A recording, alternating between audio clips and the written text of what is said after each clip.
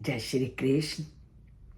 अर्जुन की प्रश्नों का उत्तर देते देते परमपिता परमात्मा अब लगातार स्थित प्रज्ञ का वर्णन करते हैं कि कौन होता है स्थित प्रज्ञ, कैसा होता है स्थित प्रज्ञ और कैसा व्यवहार करता है वो स्थित प्रज्ञ। और ऐसा आप और हम बहुत सारे लोगों को देखते ही हैं और अक्सर कई लोगों के संपर्क में हम अपने जीवन में आते हैं और कुछ लोगों के जब संपर्क में आते हैं तो अचानक हमारे मुंह से निकल उठता है कि क्या इसका मुख है, क्या मुख का तेज है। और सबसे बड़ी विशेषता इसकी ये है कि कुछ भी हो जाए इसको कभी गुस्सा नहीं आता। कुछ भी हो जाए, कितने भी दुख इसके ऊपर आए, पर दुखों का सामना भी वो वैसे करता है जैसे कि वो सुख की अवस्था में हो। कोई इच्छा नहीं इसको, कोई लालच नहीं इसको। तो ऐसे शब्द हमारे मुख से कुछ लोगों को देख करके निकलते हैं और हम अनुभव भी करते हैं। ये स्थित प्रज्ञ नहीं तो और क्या है। इसकी बुद्धि स्थिर नहीं तो क्या कहेंगे इसको।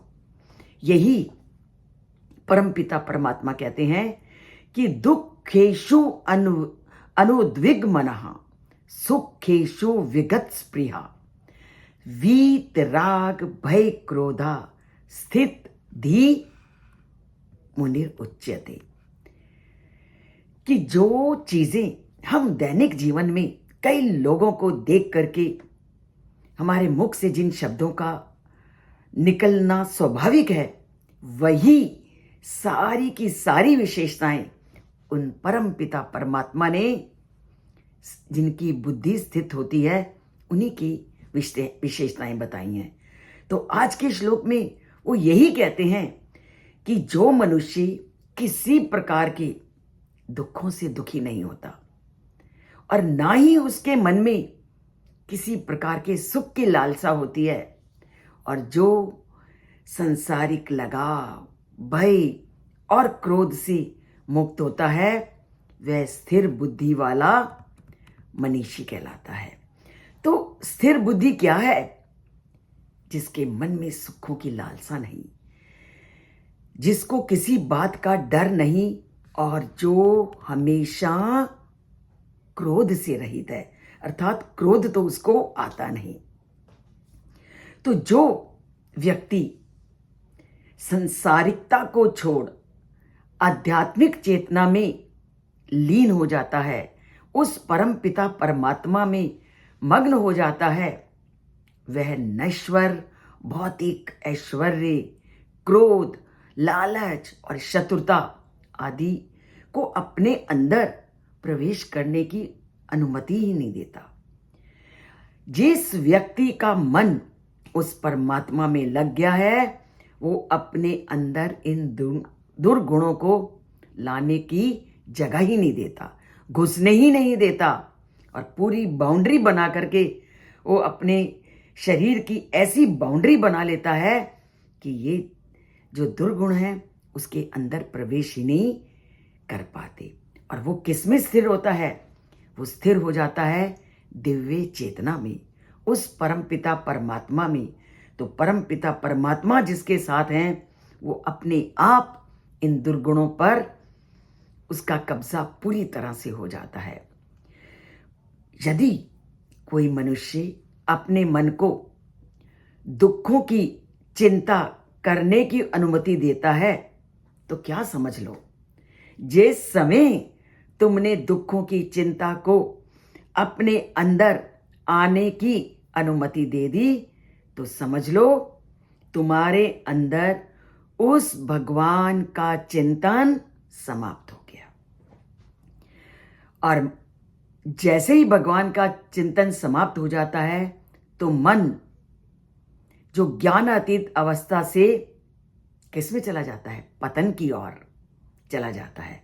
जैसे ही तुमने दुखों को और इन अवगुणों को तुमने अपने जीवन में स्थान दिया, तो तुम जो ज्ञान की अवस्था में जा रहे थे, ज्ञान की अवस्था में लीन से नीचे गिर जाओगे, तुम्हारा पतन होना शुरू हो जाएगा।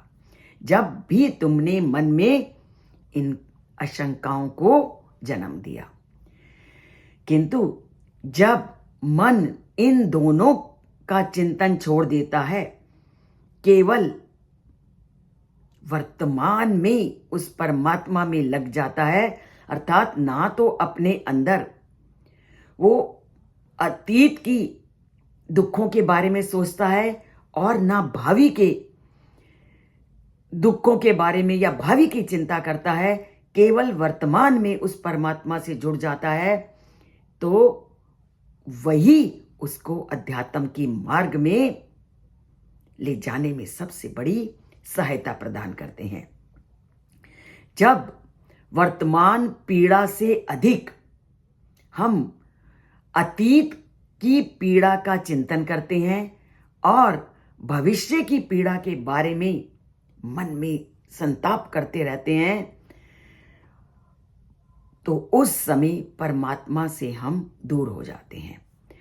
परंतु जब मन इन दोनों चिंता को छोड़ देता है और वर्तमान संवेदना को सहजता से टटोलता रहता है, तब पीड़ा आश्चर्यजनक ढंग से संकुचित हो जाती है और सहनीय और पहले से कम हो जाती है।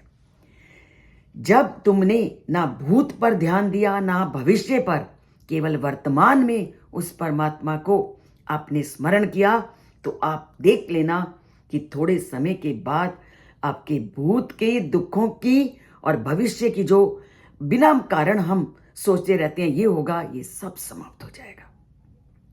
तो वर्तमान में आप उस परमपिता परमात्मा को ध्यान करने की अवस्था में अपने को लाओ, क्योंकि वर्तमान में अगर तुमने परमात्मा को स्मरण करना, भगवान से नाता जोड़ना शुरू कर दिया, तो ना तो आपको भूत के दुख पीड़ित करेंगे और ना भावी की चिंता आपको सताएगी।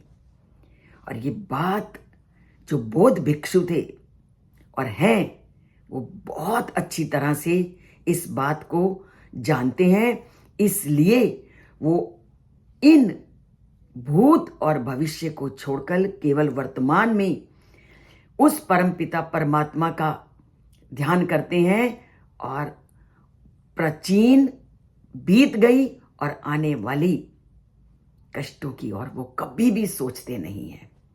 इसी प्रकार हमें भी करना है और मन को बाहरी सुखों की जो लालसा जब हमारे अंदर जागती है और संसार के विषय भोगों की ओर अगर मन हमारा भागता है, तो करना क्या है, केवल आध्यात्मिकता की ओर उसको मोड़ना है। और जब एक बार आपने आध्यात्मिकता की ओर मुड़ गए, फिर तो परमात्मा से जुड़ गए। तो जोड़िए परमात्मा को अपने अंदर और अध्यात्म के मार्ग में चलने का प्रयास करें और गीता के श्लोकों के अनुसार जीवन को ढालना शुरू कीजिए। आपका उद्धार निश्चित है। इसके लिए चैनल से जुड़िए, सब्सक्राइब कीजिए अगर नहीं किया। सब्सक्राइब एक बार करना है, लाइक आपकी इच्छा पर है, जितनी बार लाइक करो आप लाइक कर सकते हैं। जय श्री कृष्ण।